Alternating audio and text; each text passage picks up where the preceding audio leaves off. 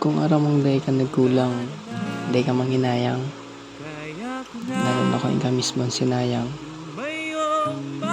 Alagad, bakong labot suba, kung sobra-sobra na ang tuminurong luha, kung labi-labi ng kulog sa bayong nakuha, makanod ka mo ng dimistansya. Kung nagibo mo ng gabos, hindi mo pag-isipan ba ko ang sapat? Lalo na kung nagibo mo ng gabos na dapat. Magtubod ka, sapat ka. Nung kang naging basihan kung sa imong halaga, kung paano ka dapat tratuhon ka niba. Magtubod ka, nabako sa nasa salming may hiling kong isay, o kung ano kan talaga. Iyo, aram ko, biktima ka man kang tinawan motibo alagad ay tinutuo. So tipo, ikaan pumirmi, kundi bakuan pinili. Na ika, so nagpakalig, pero bakuan inibig.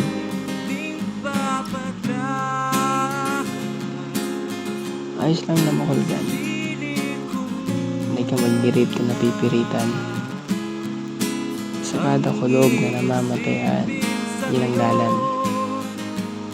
Dalan pasiring sa matatag na kinaagahan. Kaya di mo pagpugulang makulgan. Takong sasampalong takaman kang katotohanan. Mayo man talaga siya sa imong namamatayan.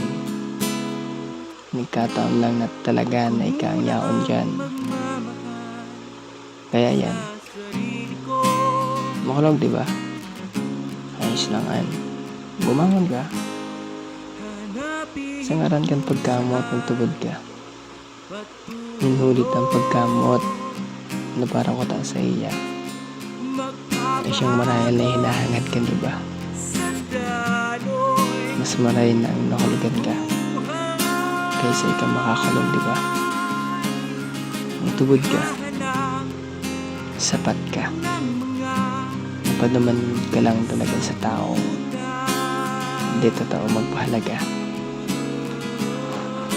Magtubod ka. Sapat ka.